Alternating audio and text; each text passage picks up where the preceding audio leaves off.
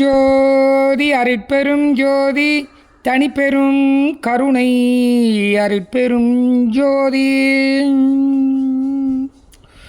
ஓம் சரவண ஜோதியே நமோ நம. ஓம் முருகப்பெருமான் திருவடிகள் போற்றி, ஓம் அகத்தியர் திருவடிகள் போற்றி, ஓம் கரூர் தேவர் திருவடிகள் போற்றி, ஓம் பதஞ்சலி தேவர் திருவடிகள் போற்றி, ஓம் ராமலிங்க சுவாமிகள் திருவடிகள் போற்றி, ஓம் வான் புகழ் வள்ளுவ பெருமான் திருவடிகள் போற்றி, ஓம் எண்ணில்லா கோடி சித்தரசு கணங்களும் ஓர் உருவாய் திகழும் ஓங்கார குடிலாசான் வள்ளல் மலரடி ஞான திருவடிகளே போற்றி போற்றி போற்றி. திருக்குறள். செய் நன்றி அறிதல். திருக்குறள் 107. எழுமை ஏழு பிறப்பும் உள்ளுவர் தம்கண் விழுமம் துடைத்தவர் நட்பு. தம் துன்பத்தை நீக்கியவரின் நட்பை ஏழு பிறப்புகளிலும் மறவாத நினைத்து கொண்டு இருப்பவர்கள் நல்லவர்களாகவே ஏழு பிறப்பிலின் வாழ்ந்து இயற்கை கடவுள் அவரை மனமகிழ வாழ்த்துது என்பது வள்ளுவ பெருமானின் வாக்காகும். ஆகையால் இது போன்ற நன்றி செய்த ஒவ்வொரு ஆன்மாக்களையும் மறவாத நன்றி செலுத்தி அவர்களுக்கு நாம் நட்பு உள்ளவர்களாக இருக்க வேண்டும் என்பது வள்ளுவ பெருந்தகையின் வாக்காகும்.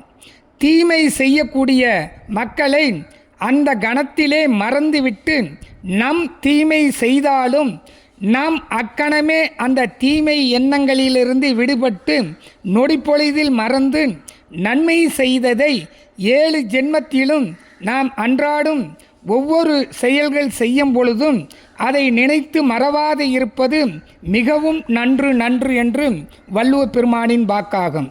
துறையூர் ஓங்காரக்குடியில் அகத்தியர்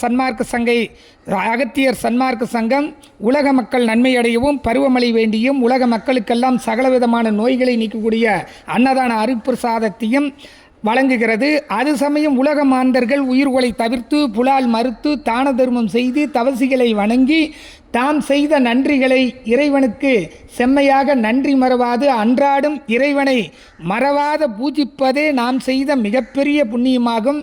இச்செய்தியை ஒரு எறும்புக்காவது தர்மம் செய்து தவசிகளை வணங்கி நாம் ஜென்மத்தை கடைத்தேற்றி நம் சந்ததிகள் ஏழு பிறப்புக்கும் அது அசையா சொத்தாக அமைத்து வாழ்வது ஞானிகள் வாக்காகும்.